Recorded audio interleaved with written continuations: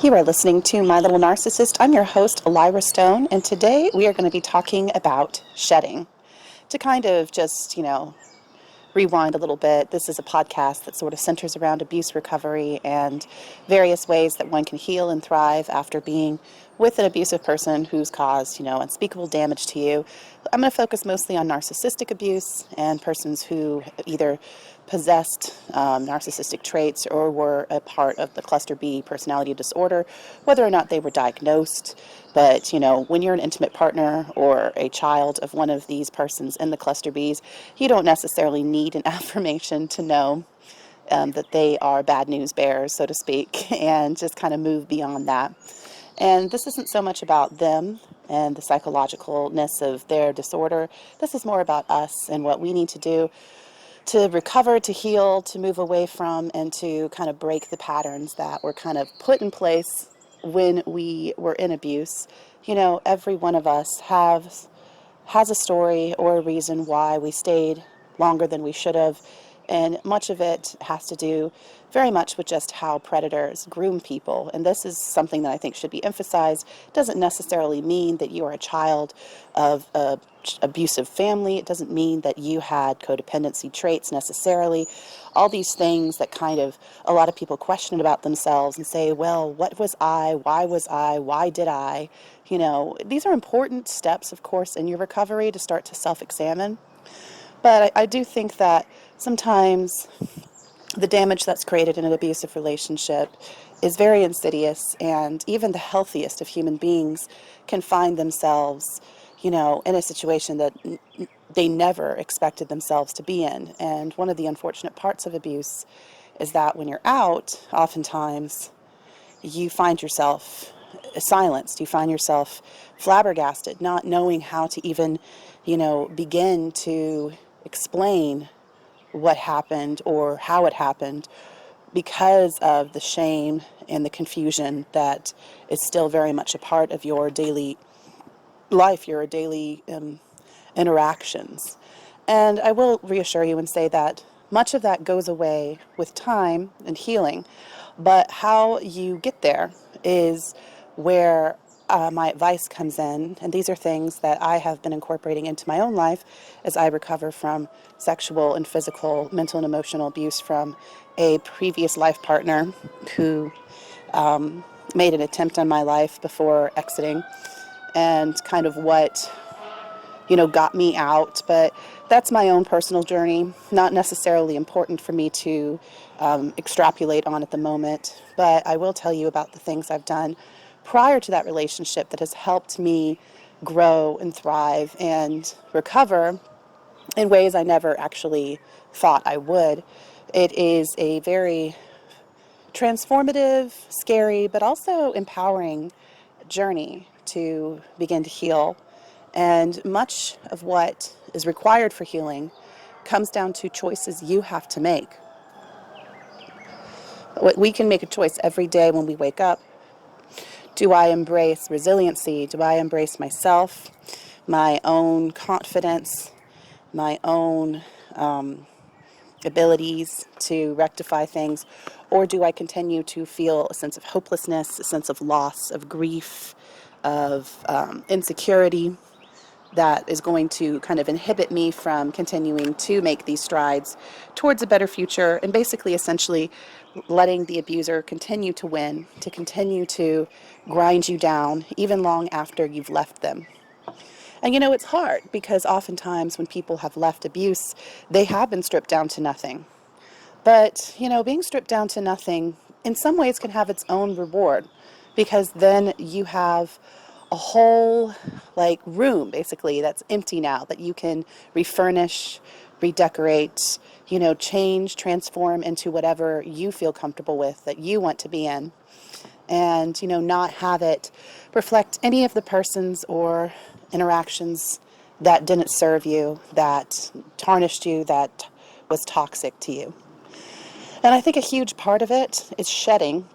And shedding can sometimes feel like the most painful thing ever, because when we are leaving abuse, what we often want to do is, latch on to something around us, some relationship or person that can hopefully, we can rely upon to help us even out, to stabilize us, to give us empathy and love and validation. But what often is found, but not always, some people who are abuse victims, they do have those resources. And other people, because of how abuse often works, because abuse usually starts to affect the whole circle around you, you end up in a lot of relationships that are with enablers, with persons who cannot provide any kind of real support on the level that kind, decent human could, for various reasons that don't really need to be, I think, gone into. Every situation is different. But what needs to be emphasized is that you are no longer beholden to the whims of a tyrannical human who has kind of co-opted your energy and your mind. You are now essentially free. You get to dictate and decide where you go, what you do, and who you do it with. But when you do that, anybody who changes a situation in their own lives, who changes the way they interact with people, that changes the way they approach things, they're going to lose friends. They're going to lose relationships. This is an inevitable part because you're changed, and that means the relationships are going to be changed. And people in those relationships may not want that. You may be in that relationship for reasons you maybe weren't consciously aware of, for reasons that made sense at the time but no longer do because you are in a different place now. And when you are seeing things from a different vantage point, there's just going to come a point where things will not feel quite right anymore. And, of course you have to be careful because when it comes to abuse, there's moments where you're like, are you doing this because you're bitter, you're angry, you're lashing out? Or are you doing this because you are getting better and you're fixing your environment so that you can grow and not feel stifled anymore by relationships that do not serve your higher self? And shedding is the best way to do that. When you find yourself out, what you often have to do is the last thing you want to do, which is in many ways be alone. You need to sit with you.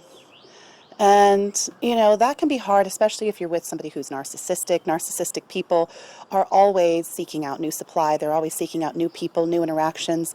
They like to surround themselves with social groups, with peers, with lovers, with things like that to distract them from, their own emptiness. In fact, lots of humans do that. We all have unmet needs and wounds inside of us, and if you're an extrovert, well, a great way to do that is to, distract yourself with Joe Schmo or Susie whomever to kind of keep yourself from looking at, the looking into the abyss, so to speak, like beware of looking into the abyss. But if you do not stop and take a gander at your quote-unquote abyss, you run the very real and potential risk of essentially replicating that toxic pattern, that toxic relationship in another form, in another way, in another place. And you don't want that. You don't want to return to another abuser, or worse, to the previous abuser when he, say, comes back and wants to pull you back into his his net and create more chaos and pain and drama in your life. You need to put all that to bed. You need to close that door and start a new chapter. And starting a new chapter probably means also having new characters in that chapter, new people that you are going to be interacting with. This is a reassurance that I will give you just on a spiritual level, and that is I truly believe, and it's been the case at least for me, that when you shed, when you walk away from a relationship, there will be another one that will come in and replace it. I've seen this time and time and time again. It's why I try now to be very mindful of what I am inviting into my life and to not hold on to things that, really need to be let go of. When you enter into something, it can, there's always going to be a honeymoon phase, an excitable phase, where bonds, exchanges, and love happens. But to maintain something requires a lot of energy. It requires a lot of sacrifice, a lot of vulnerability, a lot of communication.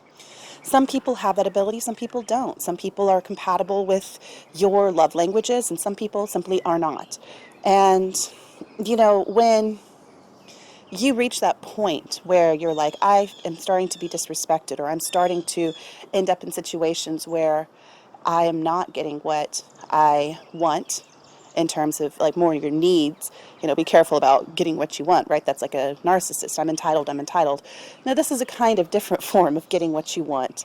If you are with a person who drinks too much, or a person who gossips about you, or a person who isn't reliable, and maybe you've even addressed that, because we all have flaws. It's not like we haven't at any point done one of those three things.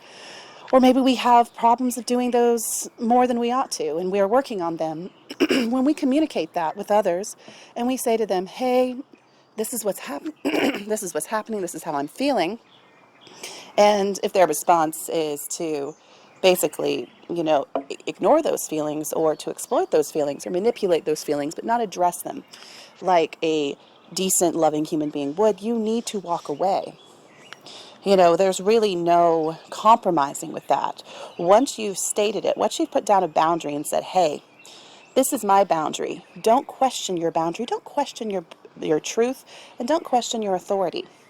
So many abuse survivors are known for being immense givers, very compromising, to the point of codependency, to where, it's coming from a place of insecurity and a feeling of failure, which are not good feelings. These are bad, desperate feelings that are generated from basically not believing in your own boundaries and your own value and your own, desire for these aspects of what humans ought to be exchanging. And so when that moment happens and you say, hey, this is affecting me, and could we work on it so that we can have a good relationship again? Like if the relationship was good, but this needs to be tuned up. If they respond with silent treatment, or if they respond with a bunch of accusations, and there just doesn't seem to be any progress, or maybe they say they will and they don't, and then you have to call that out. You need to start to learn at what point enough is enough. And you have to shed them.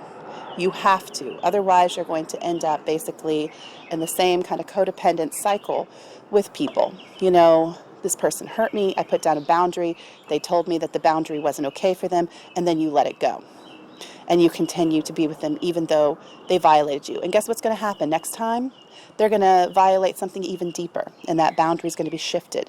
And if you let go again, it's just going to, and you're going to get smaller and smaller and smaller, and they're going to continue to take advantage of it, whether they're doing it consciously or not, whether they're doing it maliciously or not. It's really irrelevant, because good people who love you, that care about you, are not going to keep trying to take advantage of you like that.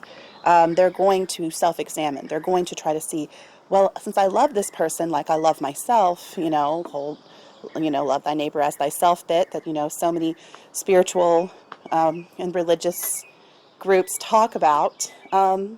If they're not doing that, and I see that, and I have a very good example of this, you need to shed.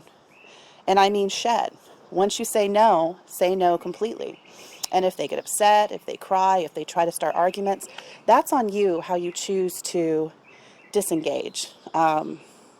You can do it with a power parting. I always believe in power parting. I don't know if you've ever seen that meme, but there's a great one online that kind of talks about the different ways people sort of break up and part with each other. And, there's some people who ghost, and there's some people who kind of, there's like a bunch of terms, and, the slow steam and all these things. And the best one you want to do is power part, if you can. That's where you don't just send them a text, or you don't just ghost, or whatever. You don't just kind of, drop off slowly. Simmer, I think is what they call it. You just say it directly to them, as long as there's no danger, of course, to your person. And just be like, listen, I'm sorry. I love you. Thank you. And I'm going this way now, and I wish you the best luck in your journey. You don't need to necessarily beat a dead horse, so to speak, which is a really strange, phrase if you ever think about it. No beating a dead horse. You don't need to keep trying to emphasize that your rights were violated. In my mind, it's a done deal. If they didn't get it the first time, they probably won't get it the second time. They definitely won't get it a third time. It's really just you screaming into an echo chamber, screaming into the dark, trying to just get some kind of validation that you don't really need. Because if you're solid in yourself, and solid in your own truth and your own authority, you don't need any kind of response beyond, okay. And if they say, if they curse at you and throw things and throw a tantrum, that's on them. That's their choice. And it has nothing to do with you or your reactions. So I believe in power parting. I believe in just being like, I love you, thank you, goodbye, and stick with that. And what I find when you shed, for one reason or another, it's like, with me, I am starting to notice when I shed reasons why the relationships didn't serve me in ways I didn't even see because I was too close to them. Instead of feeling, I will feel grief, but after grief will come a sense of relief, release, a feeling of like, ooh, this feels so much better than I expected it to. Because oftentimes when you are in a toxic relationship where you're being taken advantage of too much, or where just something's not being right for your inner being, your energy is being sapped, and you're not going to feel as progressive. You're not going to feel like you're growing as speedily as you ought to. There are some people who help water your plants, and there are some people that, the moment they even have a little bud, or, they'll just snatch it away and they'll just take it into their own garden. And, you can't have people poaching from your field. I think that the thing about love and family is we all sort of share the bounty of our gardens with each other, but we have to always know when somebody is just not giving back, when somebody is just taking unnecessarily. And we all have to make those choices. If, Elizabeth is going through a hard time, like a divorce or the death of a family member, you're probably going to give her more of your energy than you would have before that happened. And likewise, if Elizabeth is a good friend and say you had a death in a family and you need support, she'll be doing the same thing. But if you have a death in a family and Elizabeth is off drinking with Joe Schmo, or maybe your ex-abuser, and then she sends you some random text 2 weeks later saying, oh yeah, sorry, I had a sinus infection or whatever, that's all that needs to be said. And what abuse survivors need to understand is that is not a reflection on you. And that doesn't even necessarily mean Elizabeth is a bad person. This could mean that Elizabeth has her own issues she needs to grapple with. Why does Elizabeth ghost people when she's needed? Maybe she feels a great deal of insecurity or fear or overwhelmedness, and she doesn't have the ability within her to help because she just has a weak constitution, a weak soul that doesn't allow her to, offer that freely. Maybe she makes it all about herself. It's irrelevant. It doesn't matter if it's coming from a place of malice or not. It really just comes down to what you need. Because now that you've left abuse, you can, as I said, rearrange your room. You can put in whatever you want to make yourself feel comfortable and thrive and grow. And you can't thrive and grow unless you have a good support system. And you can't have a good support system unless you get rid of the things that are not serving you anymore. And I keep using the room metaphor because let's think about that. If you have an old couch that's worn and smells like dog piss, well, you probably should get rid of that couch and put something new in, something that's going to rejuvenate the room, something that's going to feel nice to be in there. I don't really want to compare people to upholstery because obviously that's an object and things you use. But I do think that the metaphor does lend itself a little bit to this discussion. You don't have to sit in any room with a bunch of stuff in there that no longer works. If you need a new lamp, go get a new lamp. If you need a new television, go get a new television. You don't have to continue to be with things that are broken or that don't work or that cause problems. Again, it doesn't really work because now I'm treating people like objects, but I do think you can still see beyond into the bigger picture. Your life is a room, and you need to, put in it what you know is going to be best for you. And when it comes to shedding is scary. There's nobody out there will tell you it's not scary because you are, maybe Elizabeth, true, she does all those bad things, but at least she shows up for those occasions that you're really hungry for some kind of social stimuli. And without Elizabeth, well, then you have no one. And then there's this feeling of, oh God, now there's no one. Now I'm alone, or now I'm really am a failure. I really am worthless. I really am rejected. And we tend to internalize it and make this a statement on us. And it's not a statement on you. It's not a statement on anybody. Sometimes just taking a breath and recognizing that there are a lot of humans in this world, and they are all unique, special little snowflakes, and every one is different. And you ought not, you know, be in the same, snowflake pile. You can always reshuffle. Go find something that works for you. Find your own tribe, as they like to say. Find your own tribe. And, I don't believe that any relationship is necessarily permanent or constant, other than maybe, a child and a parent or something if they have a good relationship. But, it's okay for them to end. And it's okay to let go of them. It's not a failure. It's not necessarily an indictment on you. It's just simply how it goes in any person's life journey. One day, hopefully, we'll grow old. And when we're old, there will be people around us. And we will all have to, deal with sort of the aftermath of what our life was. And the last thing I think anybody wants to be when they're old, or, maybe like they're 80 and they're looking back, is thinking, I didn't take enough risks. I stayed with people that were hurting me. And now I feel even more alone. And I feel like so much of my life journey was not my choice. And that is tragic.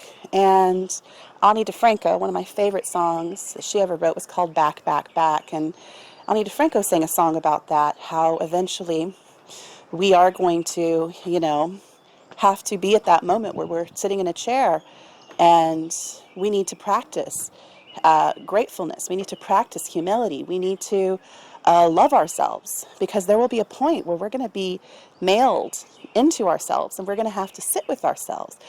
And we need to be ready for that journey. And, try to shed the things that are going to make us bitter, shed the things that are going to make us angry, shed the things that are going to harm us and hurt us. And when you shed, as I said, what was so shocking for me personally was, again, the feelings of relief. I thought for sure that I would feel this, because, it's mostly the dread, it's the anticipation that gets you. And so I was dreading it. I was anticipating this, this drop, this plateau, or not plateau, this drop, this sinking that was going to happen by, quote unquote, losing this person. And instead, what usually happened, because I would only make that call if I was like, well, I've exhausted, what I feel is moralistically, principally correct. And then, that thing didn't happen, and that's fine. And then that moment of, okay, and it's done. Yeah, as I said, grief, sure, like a feeling of sadness, like sometimes I'll reflect on it, and be like, but you know what, because I had acceptance, and I'm trying my hardest to kind of own my own truth, like, even though maybe I had to say no to a relationship because of something not serving me, and maybe that would, of course, generate some anger, some bitterness, some hurt.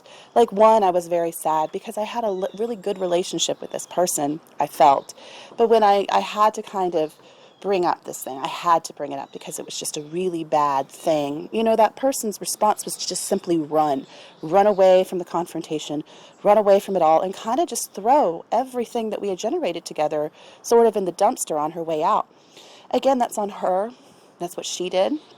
But it hurt for a little bit. I was like, we had so many good memories. How could she just it really hurt. In my mind, what I was asking for was not a huge burden. It seemed completely reasonable, but she didn't see it that way. And so that gave me pain, but it didn't really change the experiences we had prior to that. And those experiences were good, and they were healing, and they were fun. And I don't have to incorporate in how she handled it into how I have to handle it. And so I try to think gratefully on that relationship and think gratefully on what we had, and try not to just dwell on the things that could make me bitter or angry or annoyed. Because while those are also kind of important lessons, it's like, okay, well, Now I need to think through this. The main issue with her was her drinking. And, alcohol, substances are going to derail pretty much any healthy relationship. That's what substances do. When you have an addiction to something, that addiction is just going to override your relationships and your priorities. It's going to be the center of your universe. And so any person with an addiction, you're going to have to understand that. And if you become friends with a person who suffers from one or develops one, like, just know that is always going to be an elephant in the room. And it's up to you to decide how far you want to go with a person on that journey. But in my humble experience, through the lessons I've learned, it's usually better to shed addicts from your life. I know that can be very hard, especially if you love that person, if the person's your son or your husband or whatever. But then that's why Al-Anon exists. That's where codependency even came from. The term codependency was coined by the enablers of addicts, because when it comes to somebody who's suffering from addiction like this friend was, or is, I should say, you can't help them get clean. You can't help them recognize they have a problem, especially if it's like alcohol. Alcohol lies to you. Alcohol lies to you. And, you can't, they have something that they're in love with that's whispering to them. And no matter how much love, compassion, giving, or anything you do, it's never going to be loud enough to drown out what the whiskey is telling them, or what the beer is telling them, or what the cocaine is telling them, or what the heroin is telling them, whatever the substance is. And that's why you need to walk away. At least that's what I believe. I believe you should walk away. It's the best thing you can do for an addict. And ideally tell them that. Addicts will never, of course, be happy with you telling them that. Addicts will, of course, accuse and do all the things that they're prone to do. But every addict I know eventually will hit a rock bottom. Most of them at least will. And when they hit the rock bottom, it's actually really nice if they did have, I believe this, and people I talk to who are in AA will tell me this sometimes, that it's really helpful if they had like a well-meaning friend who kind of went to them and said, hey, I love you, but your addiction is interfering with our relationship and it's causing damage to me, and I have to walk away from this. But I want you to know I do love you, and I hope you'll get help one day. And, they will not be nice to you. I'll just give you that spoiler. If a person's in active addiction, it's very, very unlikely they're going to say, oh, okay, I just lost this relationship, and it's all and I should probably go to rehab, and, because you're so important to me. No, that's very unlikely to happen. You're not nearly as important to them as the addiction is. And people who suffer from abuse and they're going through abuse recovery, it's kind of comical, because one could look at narcissism as much the same thing. You want them so badly to choose you, to love you on the level you love them. And you're like, come on, I'm worth so much more than, our relationship's worth so much more than, your addiction to, in this case with narcissism, attention, addiction to infidelity, often substances too. They're constantly feeding. They're like a personification of all the problems with addicts times 2 sometimes, because it's also in like human relationships. It's not just substances, it's everything in life. They are vampires. They are mindless consumers, and they can't stop consuming. And you're just like, but surely our relationship be worth it. It was worth it to me to stick around for so long because I saw you, I saw your potential. I want you to go back to this person that I fell in love with, or this person I gave birth to, or whatever. And the real tragedy is it's not your call, it's their choice. And shedding that and walking away from that is going to make you feel a great sense of relief, a great sense of having your energy back. And this is energy you need, because the more energy you have, the more relationships you can maintain that are positive. If you want to grow, if you want to become a mighty tree, if you want to be successful, if you want to have a good home, stability, longevity, happiness, all the things, you're going to need to have a lot of energy inside of you so that you can then exchange that with other people. And, build up your forest kingdom of relationships and love. You can't do that. If you are spending all your resources in the two tiny little scraggly saplings that are not growing, that are simply sucking your essence out of you for their own aggrandizement, for their own entitlement, while screaming that they're mighty oaks, you're not helping yourself. And you're also not helping the saplings. They're going to stay exactly the same size and shape that they'll always be because they're addicts or because they're abusers or because they're narcissists or whatever. You have to shed them. And once they're shed and you have that energy back, it's almost like a supernova almost. You will probably be sad, you'll probably be sick for a little while, but then it's like the motivation comes back. And that's when the universe is kind. And this is why I do believe spiritually there is a God out there. There is a kind, benevolent force out there. Of course, this could be insensitive to some people. It's like, well, what about children dying in Afghanistan or whatever? It's like, I'd rather not go into a long, branched off discussion about what about that. I will do that maybe later when I'm, I don't know, smoking a doobie legally in Denver, Colorado. Not today, but bear with me now. I can refute that. I don't want to do it now, but bear with me now with this attitude that once you shed and you basically have all this reservoir of energy now, all of this, fountain of love that you're now generating inside of you, the universe will bring someone, kind of bring to the table a new friend, a new lover, a new person, someone that will probably be of better service, ideally, especially if you're seeking out someone who will be of better service. If you say, no, that's not what I want, the universe listens. This isn't what I want. This doesn't serve me. This hurts me. I'm out. Peace. It's kind of like the universe is like, okay, ante up. So you said you didn't like red. Well, here's a blue dress or something, And then, a nice person is very likely to appear. And this person will probably be an amazing person. And you'll continue forward. Now with a better relationship, or at least a relationship that is more in keeping with what you're looking for. And that is what growth is.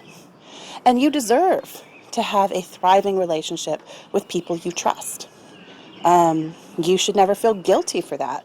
Every human should have that. You should always feel safe. You should feel a natural human entitlement, not a deranged, disordered entitlement, but a normal human entitlement for something being transactional. If I give you love, you give me love. And if that stops, well, then we need to revisit this and discuss this. It's just how, I think the universal law ought to work and how love really ought to operate. I try not to, of course, operate with conditions. I feel like love is a subconscious thing. I was once talking to a man and he was describing, I asked him about altruism, and he kind of mused and he said, it's funny because I can't call myself an altruist. That's impossible. Because he's like, altruism is a feeling. It's an unconscious act. In his mind, it's like the moment you breathe consciousness into it, the moment you kind of try to pin it down, it ceases to be altruism.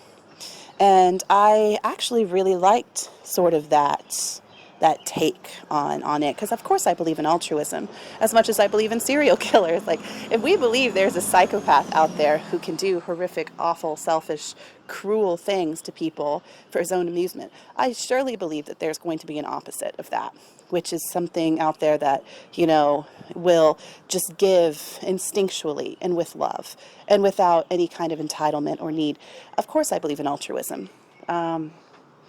And I'm not saying go out and be an altruist because, as he said, it's an unconscious act.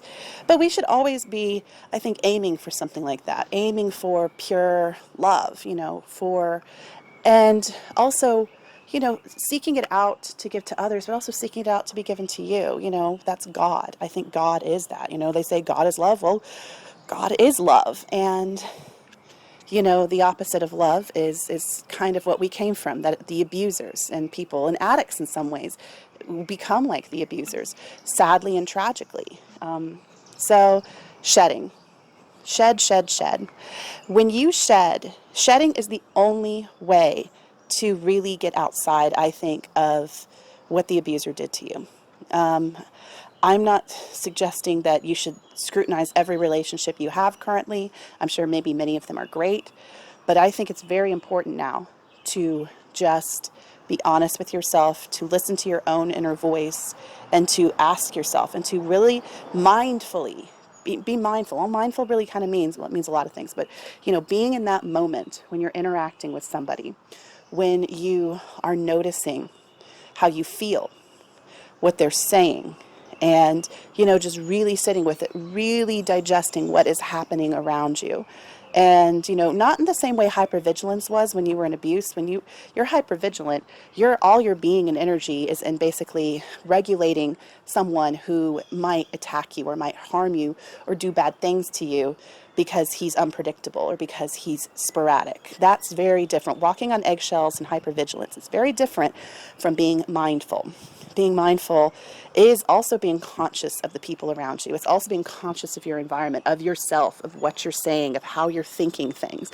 True, but it's not in a manic, scared, survivalistic mindset. It's in more of an inner peace that you take from inside of you and then you generate upwards.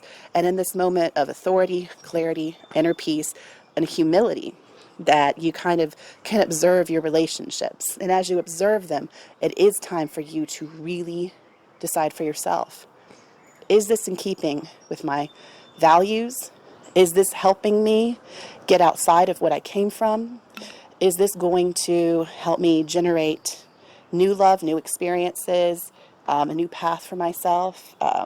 If you're aiming for doing a job, maybe that's giving to the community.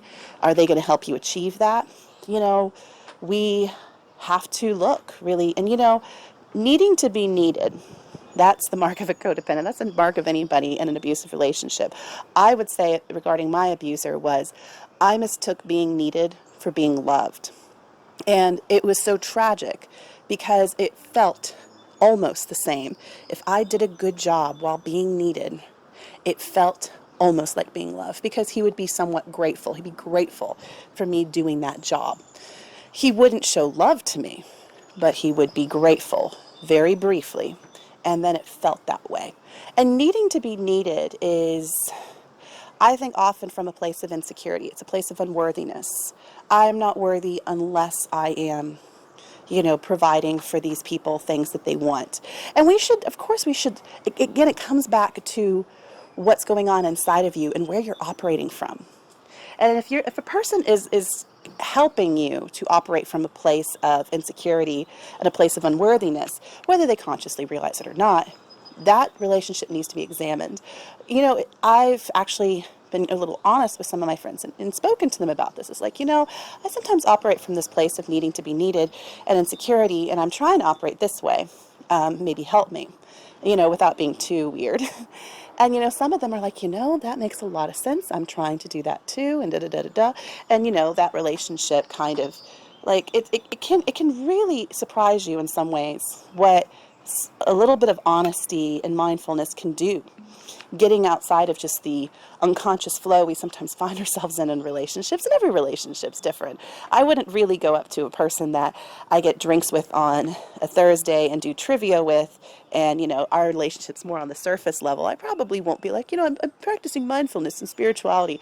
They may not be the person for me to have that conversation with, because frankly they're not within my core friendship group. They're more of an acquaintance or something of that level. And I think that those persons also, if you're in a web, like, they're more on the outskirts, that's fine too. Like, I don't think there's anything, you don't always have to have like these really solid and, generative, close, like, we have all kinds of relationships with people. But being mindful is where it really starts, and operating from a core of inner peace and your own authority when you go into these things is what is going to make you aware of what you need to be shedding and what you don't need to be shedding.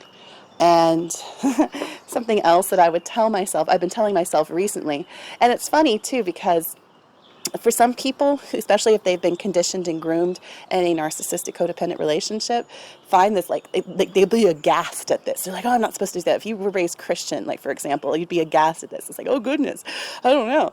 And to me, I laugh now because I trust my own truth, and I trust my own being, that I am not doing this from a toxic place necessarily. And I try to check in on myself, but I know that I'm self-examining.